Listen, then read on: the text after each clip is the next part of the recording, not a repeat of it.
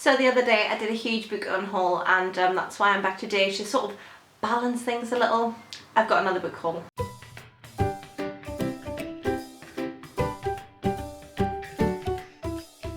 Hi everyone, I'm back today with another book haul. I have, I have a lot. 1, 2, 3, 4, 5, 6, 7, 8, 9, 10, 11, 12, 13, 14, 15, 16 books.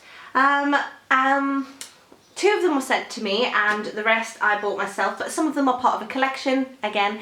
So it's not as bad as it looks. I'm just going to get cracking on and go through all of these as quickly as possible, because I know you've all got busy lives and you don't want to be here for the next 2 years of your life listening to me waffle about books. So let's get cracking. I'm going to start with the books that have been sent first. And the first one is the one that I requested because I saw it all over social media and I was very excited by it. And it is this one. This is called Perfectly Preventable Deaths, and I've got a proof copy so it doesn't say that on the front. But it's by Deirdre Sullivan, and it is another book that centres around witchcraft.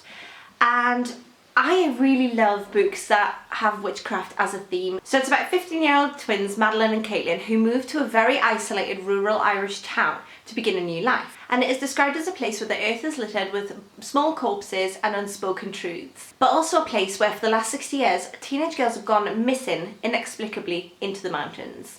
The 2 twins start on a very sort of different path. One of them falls in love and the other one starts to sort of understand witchcraft, from what I gather. And the one who goes down the witchcraft route is Madeline. And she starts to realise that their town is actually littered with predators. And when her sister starts to fall into grave danger, she has to ask herself who she is, who she wants to be, or who she might have to be to save her sister. This sounds brilliant. I'm going to be reading it after the book that I'm reading now, and I can't wait. The next book that I've been very kindly sent is still in its sort of nice pretty packaging. This is 10 minutes and 38 seconds in this strange world. I'm not going to talk too much about this because I'm doing a Books to the Ground post about this in June, so keep your eyes out for that. And I'm really excited about this book, and it's beautiful. And I know I possibly should have taken the ribbon and stuff off, but it was just too pretty, and I just want to keep it because I'm not sure if I'm going to use this sort of setup in my Books to the Ground picture. There's a good possibility I might, so I haven't took it off yet. The next books that I've got are books that I bought myself, and I got some really good deals on some books. Everything that I've got came in a really good deal, so I'm very excited about what I have here. So I have this one, Keep the Midnight Out by Alex Gray. I picked this up because it's set in Scotland and I live in Scotland, and also it features Mull. And if you've watched my vlogs and things recently, you'll know I've been having a bit of a love affair with Mull. I've been there a few times, and so I really had to pick this up. So it says, when the body of a red-haired young man is washed up on the shore of the beautiful island of Mull, Detective Superintendent Lorma's tranquil holiday away from the gritty streets of Glasgow is rudely interrupted. The body has been bound with twine in a ghoulish, unnatural position and strongly reminds Loma of another murder, a 20-year-old Glasgow case that he failed to solve as a newly fledged detective constable, which has haunted him ever since. As local cop D.I. Stevie Crozier takes charge of the island murder investigation, Loma tries to avoid stepping on her toes, but as similarities between the young man's death and his cold case grow more obvious, Loma decides that there could be a serial killer on the loose.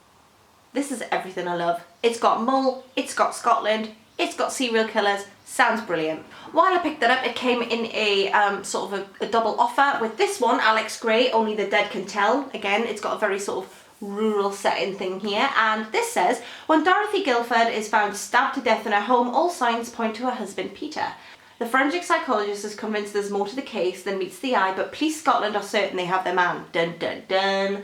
While DC Kirsty Wilson searches for evidence that will put Peter away for good, she's shocked to discover a link with vast human trafficking operation that Detective Superintendent William Lorimer, or Lorimer, I may have been pronouncing the name wrong, has been investigating for months. But before they can interrogate him, Peter is brutally attacked.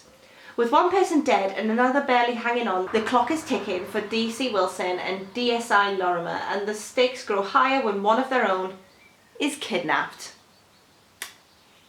Yes. So I've got high hopes for those two. I hope they're really good. The next lot that I've picked up, actually I'm gonna group these as I have been doing when I've picked up such books in the past.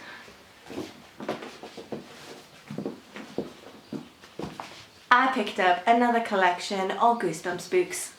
Dun dun dun dun dun dun dun dun. That's a Christmas song, forget I did that. I'm not going to go through them all because we would be here all day, so I'm just going to read what they're called to you, and we'll leave it at that until I review them.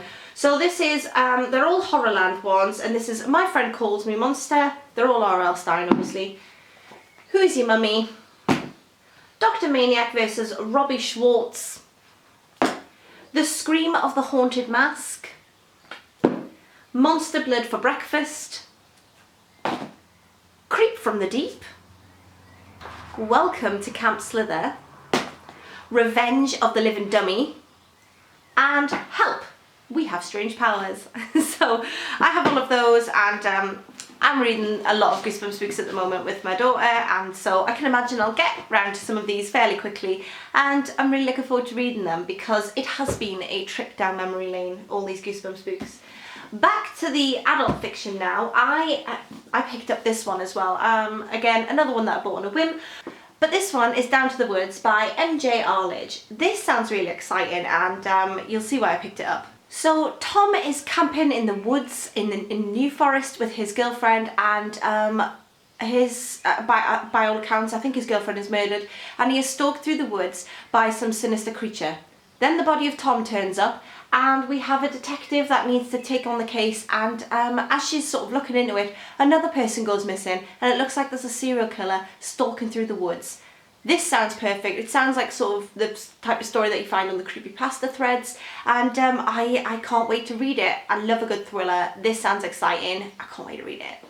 The next two books that I picked up as a 2 for £5 offer. So the first one that I got is this one, Finding Lucy, and this is by Diane Finley. This is about a woman who doesn't have a child, so she decides to take one and start her perfect family and hope that no one questions who this daughter is and just start a picture perfect life. It's a psychological thriller, and it sounds like everything that I really enjoy, so I grabbed it. And the final book that I have is this one, The Dollhouse by Phoebe Morgan. I've seen this all over social media and I've been meaning to pick it up, so when I saw it in the 2 for £5 offer, I couldn't resist. So this one sounds quite different. It says, Corinne's life may look perfect on the outside, but after 3 failed IVF attempts, it's her last chance to have a baby. And when she finds a tiny part of a dollhouse outside of her flat, it feels like a sign. But as more pieces begin to turn up, Corinne realises that they are too familiar. Someone knows about the miniature rocking horse and the little doll with its red velvet dress. Someone has been inside her house. How does a stranger know so much about her life, and how long have they been watching, and what are they waiting for? I picked this up because when I heard about it, it sort of gave me miniaturist vibes. The Miniaturist by Jessie Burton, and I loved that book years ago. And but it seems a little bit more sinister than The Miniaturist, and so... Did a cat just walk by my head there? I think it did. This sounds interesting, and I'm really looking forward to giving it a go. So yeah, that's my last book in the haul. So as always, let me know if you've read any of them, let me know if you're going to, and let me know if any of them are absolutely atrocious, but no spoilers as usual. And thanks for watching, and I'll speak to you all soon. Bye for now.